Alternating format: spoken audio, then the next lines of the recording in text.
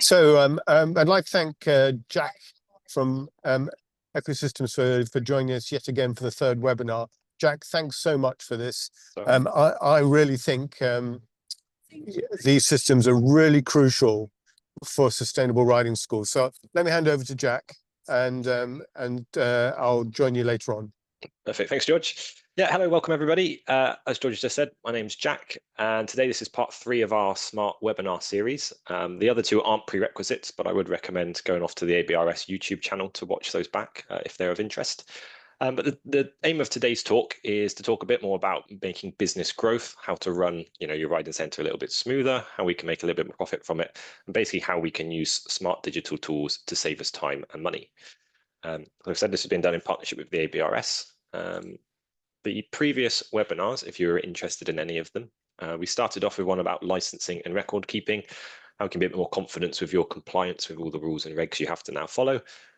Talk through some tips on how you can save time with that and how you can sort of keep on track with it, over time instead of just doing it all right before your license. The second one in the series was about reports and numbers and how we can use really basic and broken down reports to set smarter pricing, make better decisions with that, how we can improve our schedule, trying to reduce gaps or being open on days where we're not making much profit, and then how we can use horses better, making sure we're not overworking or underworking some of the horses you have in your center. Like I said, none of those are prerequisites, but today we're going to sort of round that off and talk about how digital tools can save you time, reduce sort of no-shows, and help your riding school grow with sort of a better communication with your customers. So the plan for today, I'll go for a quick introduction, talk through some common challenges. We'll talk about how to cut down on admin and some ways that you can save time and effort on, just general day-to-day work. We'll talk about how we can improve customer experience, make sure customers know what it is you're doing and what's available. And I'll talk for a case study about a real centre down in the southwest where we've actually made these changes and sort of see some of the benefits from it. And then I'll round it off with a Q&A and discussion if anyone's got any questions or wants to go through a demonstration. Cool. So as George said, my name is Jack Joynson. I run Equestrian Systems. We build all-in-one sort of booking, stable management, customer management systems for riding centres. And we're partnered with the ABRS and offer a discount to their members. Cool, so jumping straight into it. So common challenges. One that we see all the time with centres is missed calls and lost bookings. Ultimately, if someone rings you up and goes straight to voicemail and leaves you a message, if you don't get back to them within, some sort of reasonable time frame, or you forget, or they call back again and you don't get through, ultimately this is going to lead to lost bookings. People may try once or twice, but most people are unlikely to call back a third time. Ultimately that's giving them a bad experience. They're going to have a bad opinion of your centre without even touching foot on it. And ultimately you're missing out on potential revenue from those customers. Another one is last minute cancellations or no-shows. Again, this happens quite regularly. Some stats from another system has found out that they think most centres have about 15% of all bookings cancelled, which is quite shocking. So again, there's a lot of this happening, and if you're not taking payment in advance or you're not keeping on top of this, this is a really easy way again to lose out on money. You can have instructors standing around with nothing to do. Again, not keeping on top of this is costing you more than you may think. If you actually add up all the cancellations that you have that you're not able to fill, this actually costs your centre quite a lot. I'm sure you've all had it where people haven't shown up, haven't paid, and ultimately it leaves a bad taste in your mouth as well as physically costing you money.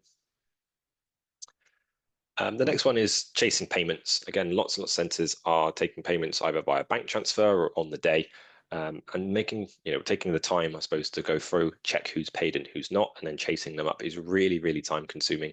One of the centres I've worked with recently was spending about 7 hours a week just chasing payments. If you try and work out how much that's costing you for that 7 hours, it really does start to add up. That's a lot of time that you could be spending on other things, to help your business grow. Another case with this chasing of payments is sometimes people aren't aware of who actually needs to be chased. It's quite easy for someone to mark down that someone's paid if they haven't, or tick the wrong person.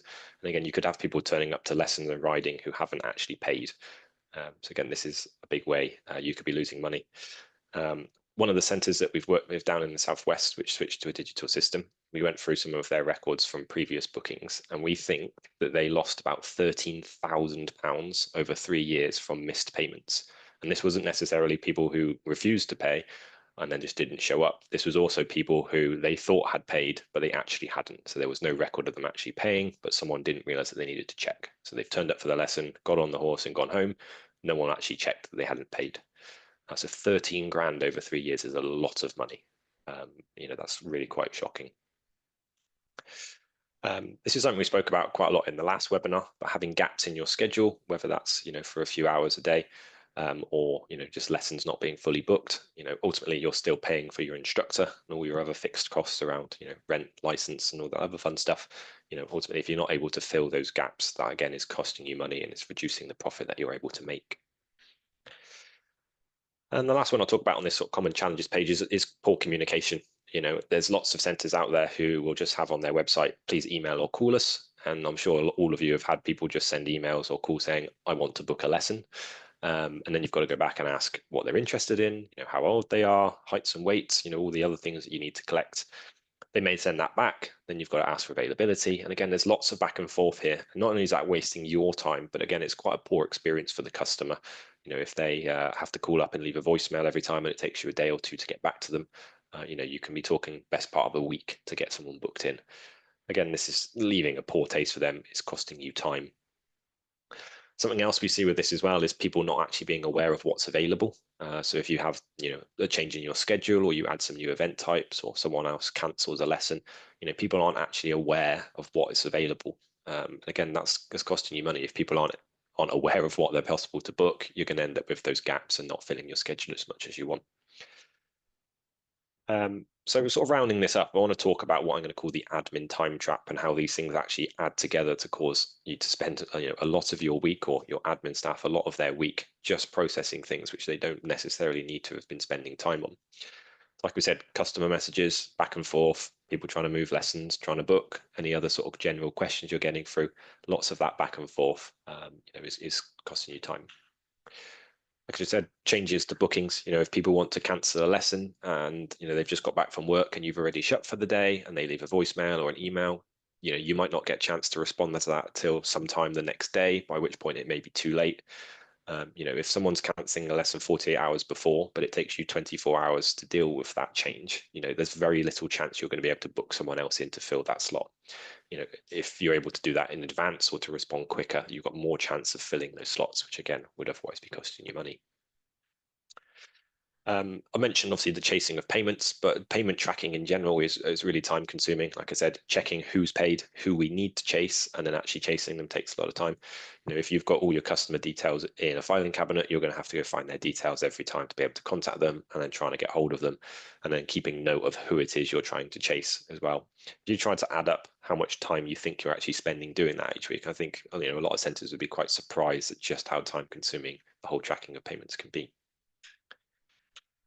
Next one is about sending reminders as well. I'm sure lots of you have people forget lessons. It seems to happen quite a lot. Again, if you're manually sending out reminders, you're having to check people's contact details. You're going to have to work out who's coming in. Again, doing this manually is really quite time consuming. And it's similarly with repeating info. I'm sure you get lots of people who you want to provide, FAQs to, what to wear, what to bring, that sort of thing. I'm sure you've had people wearing sandals before. Just having FAQs available or sending them out in email receipts can save a lot of time, and it gives the customer a better experience.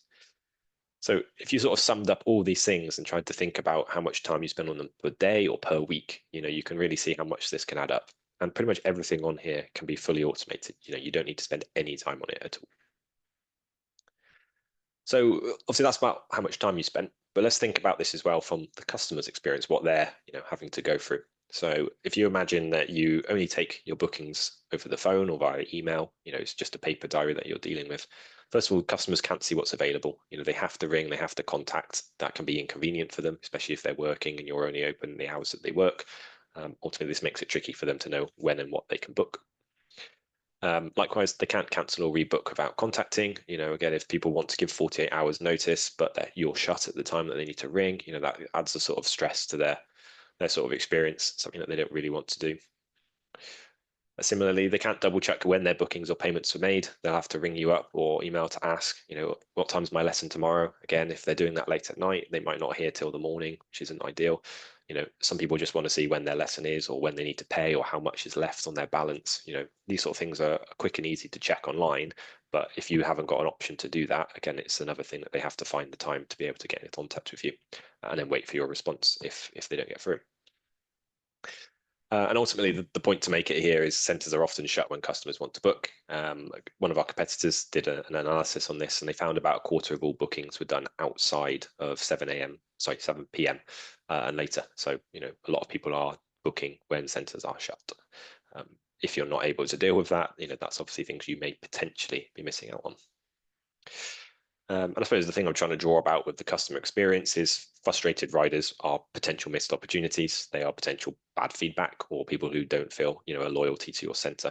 They're not feeling that they're going to get the maximum value from what you're offering, even if you've got the best horses and the best yard on the planet.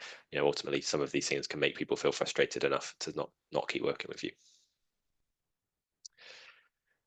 Cool. So thinking about sort of the customer expectation here and trying to directly compare a centre without a booking system to one with some sort of online booking, whether it's one of ours or someone else.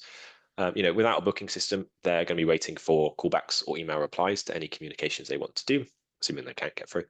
They don't really get a confirmation of when bookings were made. It's going to be up to them to record and make sure that that's correct, unless you're, again, spending the time sending out reminders. They've got pretty poor visibility of what's available, what's coming up. It's great sharing your events and things on Facebook, but not everyone's using it. Even if they are, Facebook doesn't always show your post to everybody. So again, making sure what you have available is visible is quite key.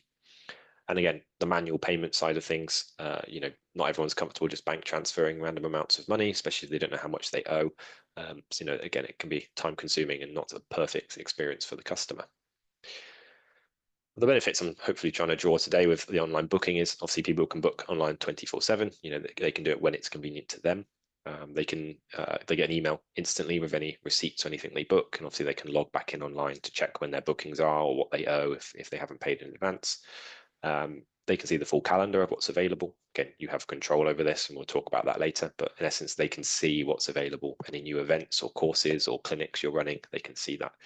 And again, you don't have to, but we recommend most centres take payment at the time of booking. So if you do have people who cancel or no show at last minute, that revenue that you've taken in is protected, and ultimately it doesn't affect you as much as it would without. So talking about sort of customer self-service, obviously, like I said, customers can browse and book lessons, events, courses, clinics, whatever else you want to run. So ultimately, you control the availability and rules. A lot of the time when I talk to people about these sort of systems, people are worried that they lose control and people will book things which they're unsuitable for. Like I say, that's really not the case, and I'm sure any other system on the market will be the same, that you have full control over that and you can set the rules on ages, levels, any other things that you need to set.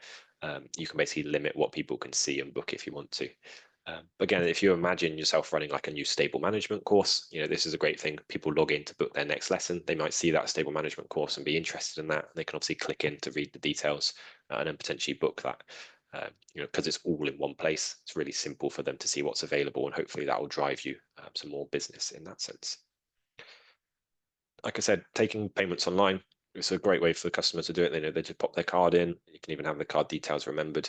It's really quick and easy for them. They don't need to go off to a different app to do bank transfers or remember how much they owe and things like this. It's all done online in advance. It's how we recommend you set it up. And then ultimately, you're getting that revenue in advance. If they don't show up or whatever, it's protected, and you can obviously report. You can see all that breakdown all in one place to make it nice and easy. Next one is about rescheduling themselves. Like I said, as some data was taken, about 25% of bookings are taken outside of that time, but also you've got that 15% roughly of lessons being cancelled. Again, if people can reschedule themselves online, they can do it when it's convenient. And because that availability will then show back on the calendar, there's a chance that other people will be able to book into those spaces. So again, you have less chance of getting gaps here. So you've got your money protected if they don't give you enough notice, but ultimately if they do, there's more chance of someone being able to book into that slot. And as we said as well, things like automatic receipts, sending out of FAQs, and just making some of those things that people need, really easy and accessible. Again, just saves you some time having to do that back and forth. So talking particularly about no-shows and cancellations. With our system, I'm sure others do similar things. We send out a calendar invite in receipts. So if you've got a smartphone and you open this, or you open the email, the calendar invite automatically gets added to your calendar. So again, you'll get automatic reminders. You can see when your events are coming up. Again, we've tried to make this as automated as possible to sort of remind people when their lessons are. Like I said, we recommend centres set up their systems with upfront payments. You don't have to, but we recommend that because that upfront payment means you've got all the money in one place. You've got a deposit for the amount that they've paid upfront. So they've added a commitment to the rider. They're unlikely to just not show up now because they've already paid for that. And again, you don't have to spend the time chasing that. It's worth pointing out, because I'm sure people are probably thinking this now, with the online booking, you get a cancellation window. So you can set how much time people need to give you notice if they want to cancel or reschedule. So if you want to make sure they give at least 48 hours notice, for example, that can all be set. If they don't give you enough notice, then ultimately they forfeit the amount that they are due. And the other thing as well, revenue is protected with the online balance. So the way we normally set these up is if a customer tries to cancel or reschedule, they get refunded the amount that they paid into their online balance. They respend that with you. So ultimately, you don't have to be sending money back and forth, potentially losing any money with transaction fees. Again, the money's back on the account, which encourages that customer to book with you again.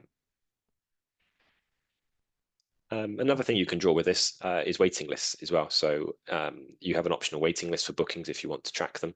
The BE did a study on this about 2 years ago now, I think it was, and they found the average centre has a waiting list of 50 riders. So again, if you can track this on a system, it's a really easy way to keep track of that and not accidentally lose anybody. Make sure you keep people in there and in order. Obviously, because you've got all their contact details online and you can keep the waiting list for each booking, you can contact customers really easily, promote them up into that slot if they're available. And likewise, people worry sometimes that these systems will make things a bit impersonal. But again, you're able to leave notes on riders' profiles, on individual bookings, on horses, and all sorts of things as well. So you can keep track of all these things if you need to, make any personal notes about things. You can share these with other staff members or with the customer, whichever you prefer. Again, it's an easy way to make sure you're keeping on top of this thing, not letting anybody slip through the net. And sort of talking back more about how we get customers to do more, helping them feel like they're in control of what they're doing. Like I said before, letting riders see all the other types of events that you have going on, not just lessons, is a great way to get them involved in more, especially if you're getting involved with more non-ridden activities. Again, we've highlighted that they can browse when it suits them, so they don't just have to do it during core hours. If they're on the phone with you, they may feel a little bit more rushed. They're less likely to ask what else is going on, whereas when they can just browse when it suits them, so they've got the flexibility to spend the time they need. Something else I thought was worth calling out was about tracking achievements. The ABRS runs a brilliant set of Rosetta Awards, which work great across centres. You can track all of this on the system if you like, so you can show customers and they can then see which achievements they've got and which are available. And again, you can show how people have, or riders have improved with time with their growth, so you can show how their levels have changed and any notes you leave with that. And this is a great thing for children. They love the achievements, but it's also great for parents or carers as well. Being able to see how their children are improving with time makes it feel like it's less of just going off the ride and that's it and done. Seeing how they're improving and progressing with time is brilliant for that as well. And I suppose I'm trying to round this off with saying, the better your customer experience is, hopefully the more income you're going to get in from what they're booking. But also, if they're feeling positive and feeling like they're getting good value from what they are, you're obviously more likely to get that loyalty from a customer as well. They may recommend it to other people that they know. They're more likely to keep coming back, and generally you're going to get a better experience. Cool. So we spoke in the last webinar about horse allocations as well, and how we can use systems to help with that. I thought it was worth calling this out again. So with our systems, the system's there to try and help you allocate horses. You can have the system automate it for you, but a lot of centres will choose to do it manually. You know the most and the best about your horses. You can plan things how you want it to be, but the system is there to assist with that. So you don't need any knowledge just off the top of your head. So if you are off ill or you have a holiday, for example, you can trust other staff members to do it. And again, it just helps some of these things from slipping through the net. So a key one here is horses are matched to riders based on height and weights. So every customer will be required to put a height and weight in, and they'll be reminded every 6 months to keep these up to date because children grow and people put weight on. Things change with time. Ultimately, we're trying to keep those up to date and accurate. And then for each of the horses, you can set their height and weight limits as well. So the system is going to warn you whenever you're getting close or you exceed a height and weight limit with a customer. So again, it helps you sort of work out which horses are most suitable in that regard. Similarly, all the working hours, any breaks or anything that you want to, assist on your system, it will work all of that out for you. It won't let you overwork horses. It'll give you warnings at least if you want to override that. And you can set breaks in there as well. So ultimately, you can set this up how you need to, but we can set the working hours for individual horses or globally, so you can make sure that that workload is fair and not dangerous. Similarly, you can set disciplines or other unavailability for horses as well, and the system accounts for all of this. If you've got particular horses you don't want to be jumping, or you've got horses out lame, again, you can track all of that in the system. It's not going to let you use the horses which aren't available. And ultimately, this is great as well for your license. You can show that you're keeping within your hours. You can generate the reports of that. You can show how else you've been sort of looking after your horses, and it's all tracked and logged automatically. So like I said, the example of, if you've got other staff members who want to come in and help with some of this stuff, having all this data available is brilliant to help with that. I mentioned notes on the previous slide as well, but you're able to set loads of different note types on the system. So if you want to leave some suitability notes about particular horses and say, not suitable for nervous riders or other aspects, all of that can be logged and stored in there. Likewise, you can leave notes for particular riders. Again, this doesn't have to be made visible to them. So you can leave notes and say, Johnny doesn't get on well with Cookie, and leave some notes about which horses they get on well and stuff. You can also have it so riders can leave preferences when they book, so they can choose which of the horses they want. Again, it's completely optional, but it's all in there to try and, keep that sort of rapport with your customers and making sure you can track all of that for you. Cool. So again, talking back to engaging with customers, some other things you can do on the system is you can generate marketing lists really easily. So you can have customers subscribe to the different topics. Again, you can then send out those marketing emails once a month or every quarter, whatever you wanted to do. Again, it's a great way to bring in some new business, making sure people are aware of new event types that are going on or any other important information you want to share. We also have another option for sending notices to customers on a certain day. So for example, say you've got a road closed on the way to your yard, you're worried that people are going to be late for their lessons. Again, the system can generate you an email list for everybody who's riding on that day. And then you can send an email out saying, the road's closed, please leave 10 minutes extra today so you're on time. It's a great way to stop that cascade of everybody being late, people rushing around. But you can do this for all sorts of things, bad weather, etc. Another way to think about this as well, and some of the reports that we showed in the last webinar, is just simple things like following up with customers who haven't been for a while. You can generate reports of who's not been for 6 months or 3 months, whatever you want to do. You can see all their booking history, see all the horses they've ridden before and all this sort of thing. If you've seen someone who's not come back, obviously you can then send out emails or send them a reminder to see if they're interested in coming back. You can also generate things like discount codes or one-time vouchers or whatever you'd like to do. And again, just try and encourage that person back. Even if they're not interested, it's a great way to get some feedback. And on that topic, again, collecting digital feedback on a system is a great way to get feedback on the teaching the horses, the yard, and also the experience the customer has trying to book and change things. Again, great way to look at improving your business to see what your customers actually think. So I wanted to talk out some more small changes. Hopefully I've given people a good idea of things to think about and some benefits they may get, but some other sort of general changes you can make to your yard which may have some big benefits. Things like including clear, frequently asked questions for new customers. Obviously, I gave the example of people turning up in sandals. I'm sure you've all got stories of people wearing all sorts of silly things.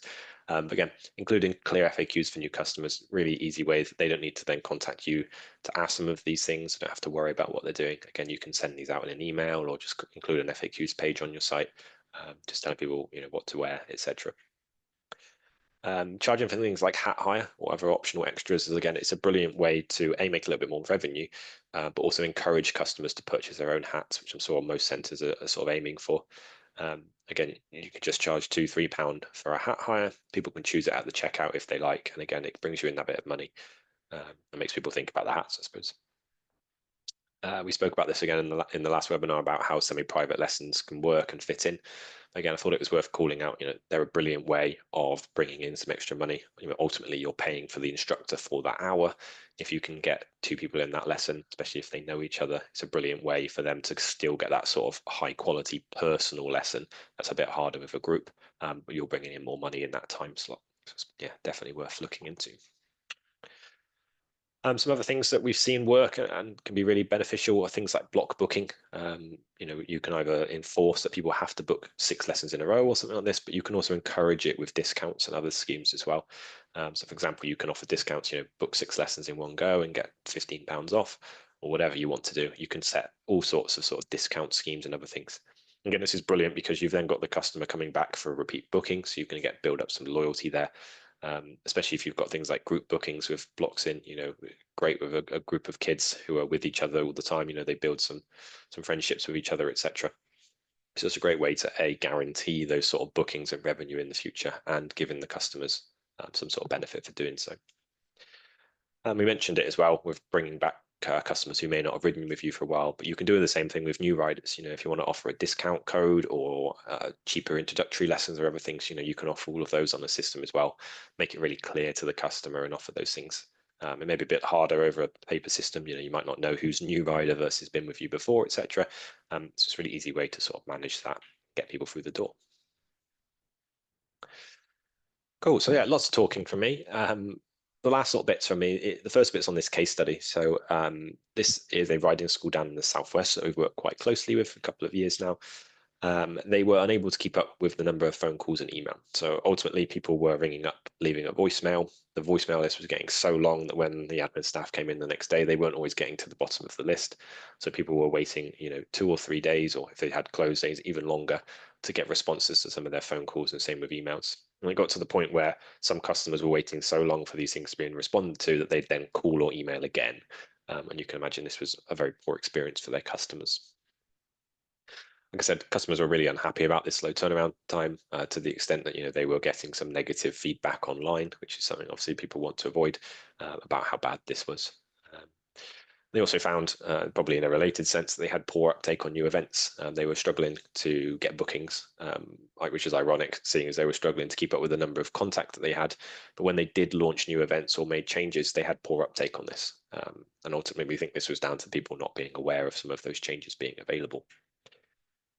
So talking about some of the improvements they had. So they switched to a digital system provided by us. We helped set them up. We customized it to how they want it to work, and tailored the system to them.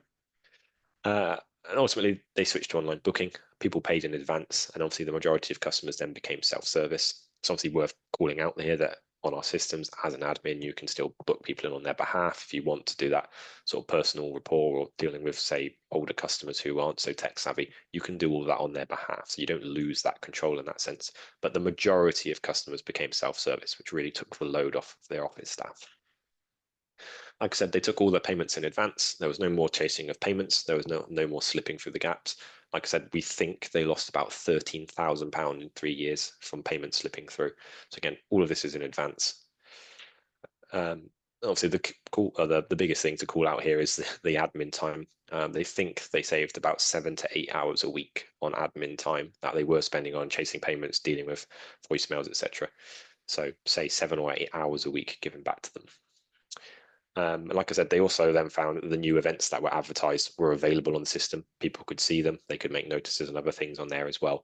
People started booking these events. So that started to be a big benefit. So one of the biggest stark results I've seen from this, and this is quite a large number compared to some centers see, but their bookings increased by about 2.5 times. So more than double the number of bookings they got. And again, this was simply because they couldn't deal with people contacting, trying to book before they were actually physically missing bookings, but also that poor experience that some customers were getting was pushing people away. So we're talking about 2.5 times improvement on bookings, which is pretty magical. Better feedback from customers, just verbally and online. Brilliant thing for them to do around, probably tied into the bit above as well. Like I said as well, the new events sold well. So when they did put things on like stable management courses, pony days, non-ridden events that they had going on, these sold better. Ultimately, the number of bookings increasing was tied to this as well. But by letting people see and do everything online for themselves, this helped them out. And something that they wanted me to call out was the time that they saved wasn't just so severe that they could, do other things on the yard. They found that they were able to spend more time with customers and family, and generally not being rushed around. So less stress, easy for them to run. And this has really turned them around from a centre that was looking to close. They were downsizing, looking to close, to one that's actually grown and brought more horses back in. So this has really turned them around. I thought it was a great case study to call out. Cool. So trying to summarize some of the bits I've been through today. Like I said, hopefully we can save time every week, looking at how you can save admin time and time communicating with your customers. We can reduce the no-shows and any loss from cancellations. If you're taking payments online and people don't show, at least you've still got the money. And hopefully some of the other tools and systems I've touched on today will help with those no-shows and any cancellations anyway. Again, stop chasing payments. Taking payments online saves so much time. I can't put into words. Like I said, 7 or 8 hours of admin time potentially saved from doing this. That's a massive amount of time. If you were paying yourself your instructor rate, you can work out how much money that would save you on time. And again, improving customer experience. This is going to help build loyalty with some of your customers, but they're just going to get an all-round better experience. They're more likely to ride with you, and they're more likely to recommend you to others. So hopefully that last line is the key one to talk about today. Happier customers is more bookings. And if we can save you time and make your life easier, as we spoke about in some of the other webinars as well, I think this is a big win-win. Cool. So I was going to leave some time to do a Q&A and a demonstration, but unfortunately we don't have anyone with us to go through these today. Was there anything you wanted to ask, George? No, I mean, I think you make the points absolutely. It's what I feel so strongly about these booking systems. I know you've been doing something on equine assisted services. What have you been doing on that? Yeah, so we're seeing quite a lot of centres look to non-ridden things to help the business. So yeah, we've now got a system which we call the student manager system, which basically allows centres to track all of the things that they'd need to do to have a council license for teaching, in essence. Alternative provision, I think is the name for it, isn't it? Yeah. So you can basically store a student record, so all the information you need for them for their safeguarding, contacting parents, the basic things. Any additional needs, there's a whole section to fill in there to help with your staff members, and then you can do things like generate reports, termly reports, feedback, etc. All of the attendance can be tracked, and again this can then be shared with the council, parents, whoever else you would need to be. They get sort of a read-only view of what's going on. So it's basically just a way to streamline some of that. Is that within the system, or is that a separate system? So we have it separately at the moment. Some of the tools overlap, some of them don't. But again, we can customize both. So if someone was interested in both of the systems side by side, we can do that as well. Brilliant. Look, Jack, thank you so much for that. I'll get this up online for you. Really, really pleased what you've done, and thrilled. So thank you so much. No, thank you. That's a pleasure. All right, and we'll catch you soon. Yeah, brilliant. Thank you very much.